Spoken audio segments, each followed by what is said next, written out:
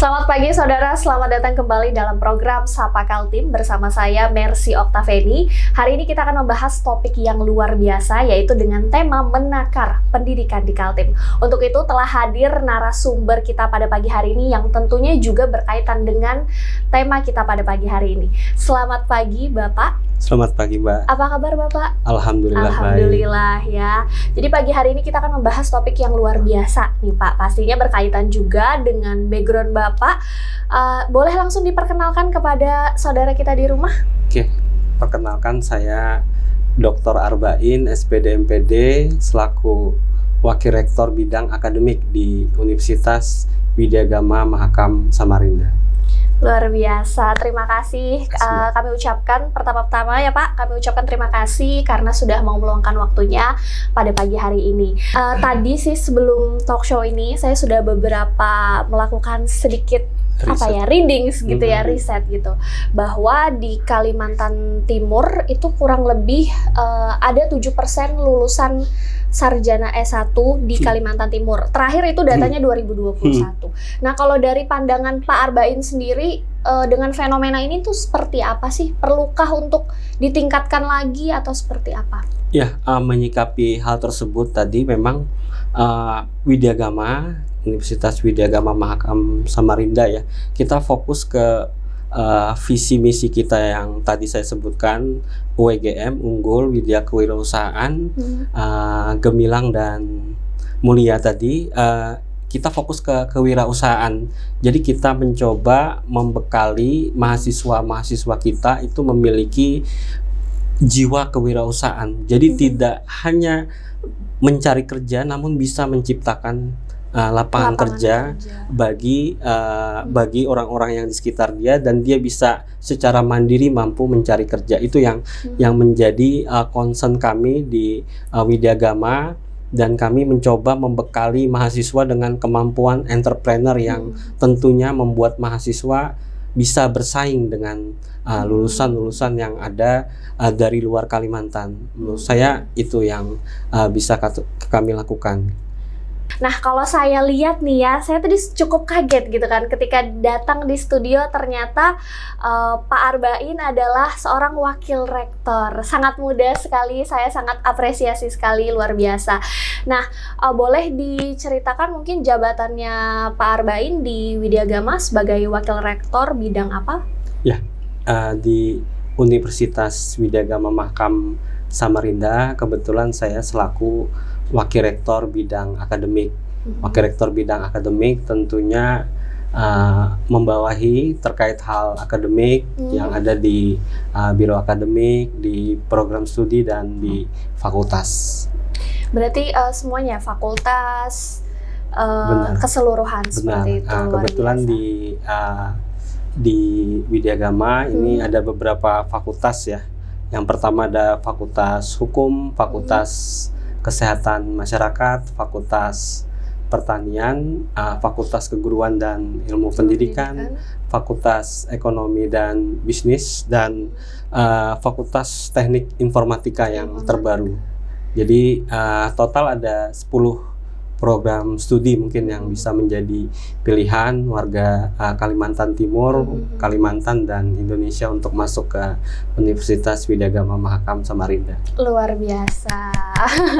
Jadi sebenarnya kalau dari saya sendiri juga punya beberapa rekan yang lulusan dari Widyagama gitu kan ya. Jadi mungkin bisa nih Pak dikasih tahu ke teman-teman bagaimana sih gitu kan, gimana sih biar teman-teman tuh tertarik untuk mendaftar di Widyagama, karena kita walaupun kita tahu kan Widyagama adalah universitas swasta. Betul. Tapi sebenarnya ini juga adalah salah satu universitas unggulan di Kalimantan Timur. Oke, pertama-tama saya ingin sampaikan bahwa di tahun 2024 Alhamdulillah Universitas Widyagama Mahakam Samarinda menjadi salah satu perguruan tinggi PTS, bahkan satu-satunya yang masuk klasterisasi perguruan tinggi yang masuk kategori yang utama. Jadi klasterisasi ini mengkategorikan perguruan tinggi mulai dari mandiri, yang kedua ada utama, yang ketiga ada Madya, yang keempat ada Pratama, dan yang kelima ada Binaan. Nah, Universitas Widyagama Mahakam Samarinda ini kebetulan sejajar dengan Unmul posisinya dalam klasterisasi tersebut. Dan perlu saya sampaikan juga, Universitas Widyagama Mahakam Samarinda ini di posisi keempat perguruan tinggi terbaik se-Kaltim menurut Unireng ya. Unireng itu salah satu pemeringkatan dunia, bisa diakses siapa saja. Jadi kita bisa melihat peringkat dari perguruan tinggi itu di website yang namanya Unireng. Sama seperti Webometric. Di tingkat Kalimantan dari 160 perguruan tinggi itu alhamdulillah Universitas Widyagama Mahakam Samarinda berada di posisi ke-7 untuk peringkat. Luar biasa sekali ya Pak ya. Kalau dipikir-pikir itu adalah pencapaian yang sangat besar sekali, karena posisi keempat dalam skala Kalimantan Timur itu adalah pencapaian yang luar biasa gitu, hampir setara dengan universitas-universitas negeri, salah satunya juga Unmul, luar biasa sekali. Mungkin saya tambahkan sedikit. Boleh. Salah satu tolak ukur dari kualitas di perguruan tinggi itu bisa dilihat dari akreditasinya. Jadi misalnya saat ini Universitas Widyagama itu berada di posisi baik sekali. Jadi untuk kategori perguruan tinggi saat ini misalnya kami sejajar dengan UMKT, sejajar dengan Universitas Mula Warman dalam hal akreditasi. Jadi dalam hal akreditasi kita sama. Jadi di prodi-prodinya juga ada prodi-prodi kami yang memang sudah terakreditasi baik sekali. Memang belum unggul, tapi kami arahkan ke sana. Kemudian kami punya visi yang mungkin perlu disampaikan di sini. Visi kami itu UWGM, sama juga. U-nya unggul, W-nya Widya Kewirausahaan, G-nya UW, G-nya gemilang, dan M-nya mulia. Jadi visi misi kami sama dengan namanya unggul Widya Kewirausahaan, gemilang dan mulia. Luar biasa. Pak, kalau misalnya saya sedikit bahas nih ya, itu kan tadi mengenai kualitasnya Widyagama. Nah, kalau kita nih, saya sebagai pengguna jalan tuh saya sering melihat gitu kan, otomatis nengok nih ke lahannya Widyagama. Saya lihat Widyagama semakin meningkat ya pembangunannya. Mungkin bisa sambil dikasih tahu juga ke pemirsa kita di rumah bahwa fasilitas Widyagama itu seperti apa. Alhamdulillah ruangan kelas kami sudah ber-AC ya. Dan dalam waktu dekat kalau kita lihat dari jalanan kami akan membangun ya. Di situ ada bangunan baru, mungkin ada tambahan kelas dan ruang pertemuan yang akan segera kami bangun, tentunya untuk menunjang belajar dan pembelajaran yang ada di kampus kami. Oke, tadi pembahasannya semakin menarik ya Pak. Jadi sebenarnya lulusan sarjana itu perlu juga punya wawasan mengenai entrepreneur seperti itu. Atau sebaliknya juga entrepreneur sebenarnya butuh juga pendidikan seperti itu biar lebih berkesinambungan dan pastinya juga menjadi lebih baik. Semakin menarik percakapan kita pada pagi hari ini, tapi sebelum kita lanjutkan jangan kemana-mana, tetap di program Sapa Kaltim.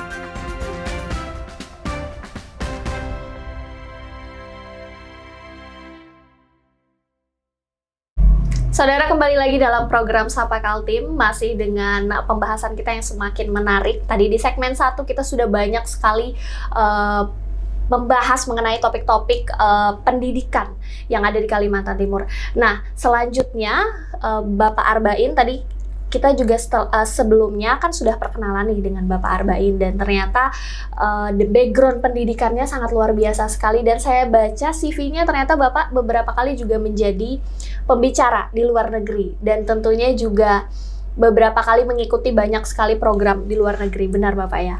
Iya. Nah, mungkin bisa dijelaskan kepada pemirsa kita di rumah, Seperti apa sih program-program yang mungkin pernah Bapak saksikan gitu dan mungkin menjadi pembanding juga dengan sistem pendidikan di dalam negeri gitu, khususnya di Kalimantan Timur? Ya, memang saat ini saya mulai dengan frasa bagus inilah kalau menurut saya ya. Technology is inevitable. Jadi teknologi itu sudah tidak bisa terbantahkan ya. Jadi ketika kita berbicara dengan pendidikan, mau tidak mau, suka tidak suka, kita harus mengadopsi yang namanya teknologi. Untuk mahasiswa atau siapapun dia, tentu harus sudah berdampingan dengan yang namanya AI saat ini ya. Di luar sana pun sudah ramai sekali bagaimana penggunaan AI itu mendampingi kita dalam bekerja. Bahkan beberapa profesi pun sudah tergantikan dengan adanya AI. Harapan saya tentu saja mahasiswa-mahasiswa tentu bisa memanfaatkan ini. Jadi bisa jadi kawan diskusi. AI itu luar biasa saat ini. Kebetulan saya lebih banyak bergelut di jurnal ilmiah elektronik. Jadi di dunia itu pun sudah sangat canggih sekali tools akademik yang tentunya bisa kita manfaatkan secara gratis, itu banyak tersedia. Jadi saat ini menurut saya ketika kita ingin bersaing, tentu kita harus memanfaatkan teknologi ini. Dan di Widyagama alhamdulillah kita sudah memiliki fakultas teknik dan informatika dengan jurusan ilmu komputer ya, dan mudah-mudahan bisa meningkatkan daya saing ya, sumber daya manusia yang ada di Kalimantan Timur dan tentunya Indonesia khususnya. Berarti memang penggunaan AI itu sangat umum sekali ya kalau dalam pembelajaran di sana. Kalau di Indonesia itu yang sejauh ini sih yang saya tahu ada ChatGPT termasuk AI bukan ya? Itu biasa masih kita gunakan sih, tapi sepertinya kalau di luar negeri lebih modern lagi seperti itu. Ya, tidak hanya itu ya, memang banyak sekali tools yang bisa kita gunakan karena memang teknologi semakin pesat ya. Kita sebagai user ya atau pengguna tentunya bisa memanfaatkan itu dengan maksimal. Semua kita bisa maksimalkan. Tentunya kita juga harus memahami bagaimana penggunaan AI itu secara bijak. Jangan sampai itu nanti betul-betul menjadi bumerang, tidak memahami konsep terkait dengan penggunaan itu. Nah, itu yang tentunya harus kita bekali. Basic pengetahuan dasar itu harus dikuasai oleh mahasiswa juga. Jadi jangan hanya langsung menggunakan AI tersebut, tapi tentunya ada pendampingan juga. Nah, di perguruan tinggi tentunya harus menjemput bola, sistem belajar juga dan lain sebagainya. Saat ini pembelajaran sudah sangat, misalnya dengan beberapa aplikasi ya, dengan beberapa aplikasi kita bisa melakukan pembelajaran dan melaksanakan kuis dan mengevaluasi pembelajaran dalam satu sistem itu sudah bisa dilaksanakan. Jadi saat ini memang sudah sangat luar biasa teknologi dan tentunya kita harus bisa beradaptasi dengan teknologi tersebut. Lebih mudah, lebih praktis dan efisien. Betul, seperti itu ya. Betul. Itu kalau soal teknologi. Kalau soal dari mengenai mungkin kebiasaan-kebiasaan mahasiswa di luar. Nah itu ya mungkin ini menyangkut disiplin sepertinya. Mungkin bisa dijelaskan apakah ada pembeda mahasiswa luar dengan tentu di beberapa negara maju ya, seperti Jepang yang pernah saya kunjungi misalnya, atau di Amerika memang, atau Eropa ya, memang ada habit yang terutama Jepang misalnya, ada budaya yang memang misalnya seperti budaya membaca itu memang luar biasa. Nah ini yang saya maksud tadi dengan basic knowledge-nya ya, pengetahuan dasar seperti logika, pengetahuan dasar seperti berpikir kritis itu memang harus ditanamkan kepada siapa saja dia yang tentunya ingin belajar. Ini penting sekali ya. Kita biasa menemui di tempat-tempat umum seperti di kereta, orang dengan santainya membaca.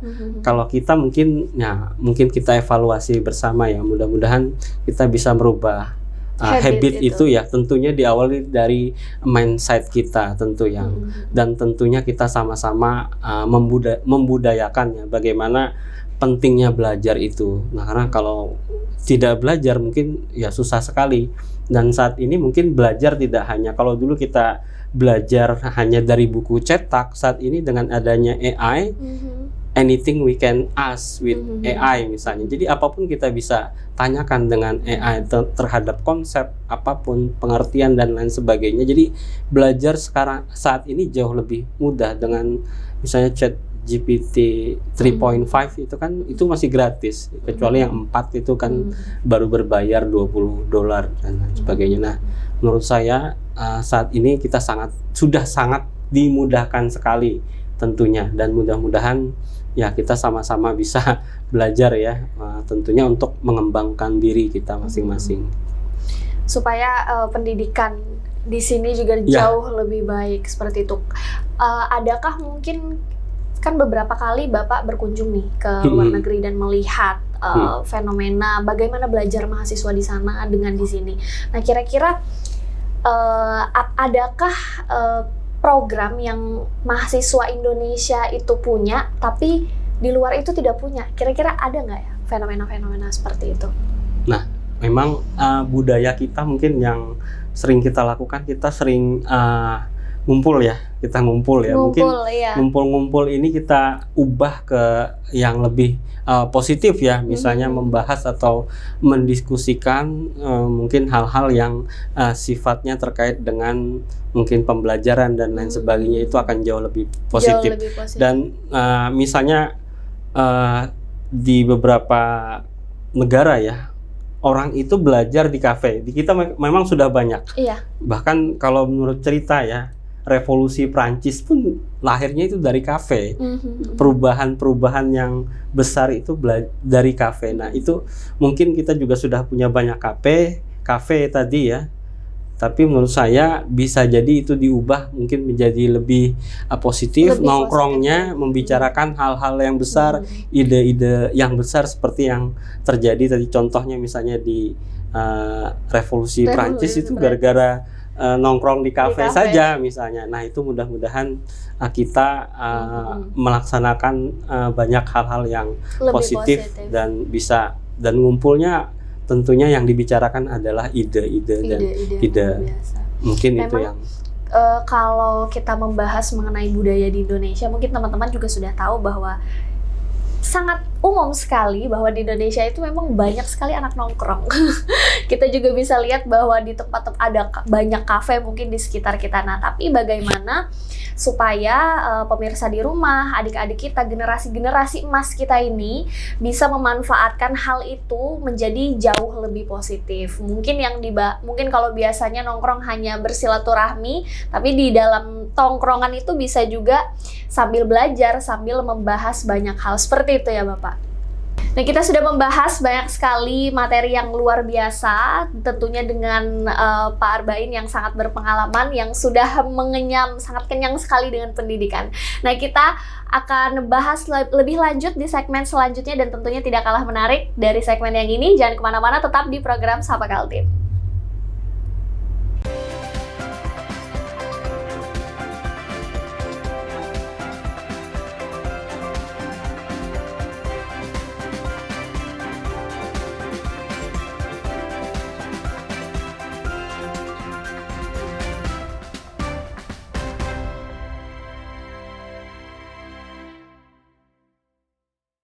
Saudara, kembali lagi dalam program Sapa Kaltim bersama saya Mercy Oktaveni, dan tentunya masih dengan narasumber kita yang luar biasa.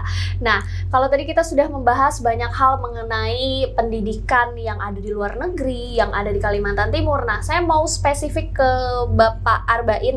Boleh nggak diceritakan kepada teman-teman mungkin pengalamannya, pernah kerjasama dengan siapa saja, di mana, dan yang paling berkesan itu seperti apa? Ya.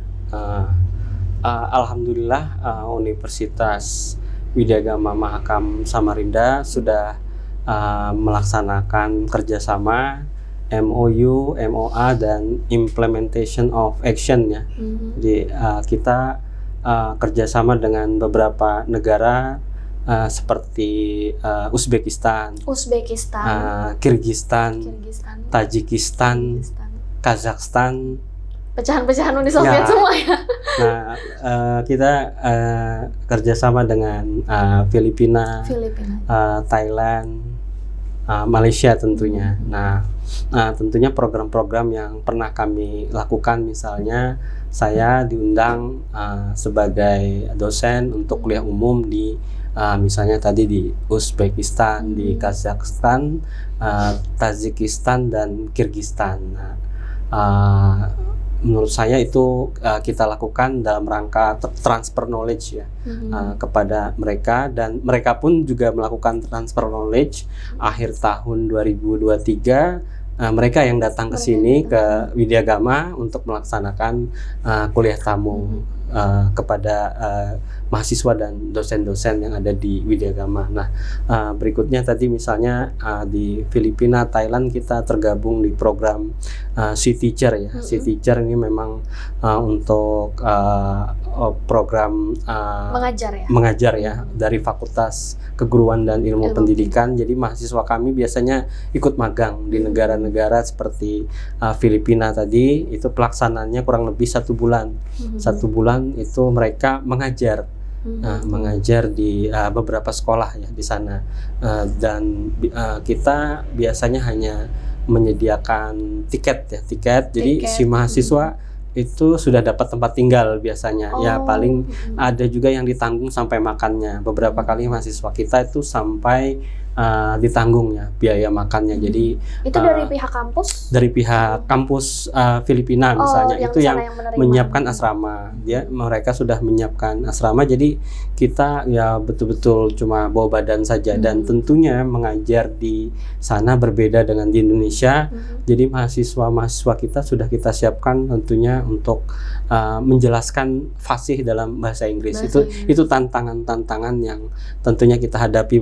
Begitu pula ke negara-negara yang tadi seperti Thailand atau Malaysia ya. Jadi kalau Malaysia mungkin dengan bahasa Melayunya itu masih bisa ya, tapi ketika geser ke negara seperti tadi Thailand dan Filipina, tentunya kita agak harus bisa bahasa Inggris berarti ya, bahasa Inggris biasa yang kita itu gunakan. Untuk program magang ya Pak? Ya, program magang. Ada proses seleksi untuk mahasiswa. Ada proses seleksi, jadi tidak semua mahasiswa tentunya nanti yang dilihat salah satunya adalah kemampuan berbahasa Inggrisnya. Berarti itu dari Widyagama sendiri sebenarnya sudah menjalin kerjasama dengan kampus yang di luar negeri seperti itu ya. Betul. Berarti cukup baik ya kerjasamanya dan juga peluang untuk mahasiswanya juga luar biasa sekali untuk bisa mengajar. Selain itu kita ada program, misalnya ada program summer school ya. Summer school dan mahasiswa kita kirim ke sana, lagi-lagi hanya uang tiket misalnya ke Malaysia. Jadi di sana sudah disiapkan asrama di Malaysia misalnya, itu kita kirim 4 orang mahasiswa untuk ikut program summer school. Biasanya 1 bulan juga. Satu bulan ya lumayan lah untuk menambah pengalaman, dan tentunya kita terus ajak mahasiswa untuk mengikuti program-program ini. Kedepan kita, karena kemarin saya sudah koordinasi misalnya ke Turki itu siap namanya Winter School juga. Winter School itu dilaksanakan di bulan awal Januari biasanya. Nah, awal Januari, mudah-mudahan kami bisa ikut juga di Widyagama, karena waktu saya ke Turki itu mereka sudah siap menyambut mahasiswa kita untuk mengikuti program Winter School. Winter School itu berbedakah dengan program mengajar yang tadi? Beda.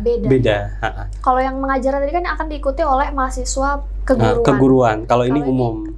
By project misalnya, dia akan ada di summer school itu ada topik-topik, misalnya mahasiswa mengikuti topik riset dari kampus mereka, atau ada topik terkait dengan media, digitalisasi dan lain sebagainya. Biasanya topik-topik yang sangat hot ya, artificial intelligence itu biasa yang summer school atau winter school biasanya yang akan dibahas itu yang lagi in yang lagi biasanya happening ya, gitu ya. yang lagi. Dan ini upcoming Ya, program ya akan segera. Berarti ini kesempatan-kesempatan yang tidak boleh dilewatkan ya untuk teman-teman khususnya yang berkuliah di Universitas Widyagama. Nah, kita tadi sudah bahas panjang lebar ya Bapak mengenai pendidikan, juga kebetulan juga Bapak juga dari Widyagama, kita juga sudah membahas mengenai programnya secara keseluruhan seperti itu.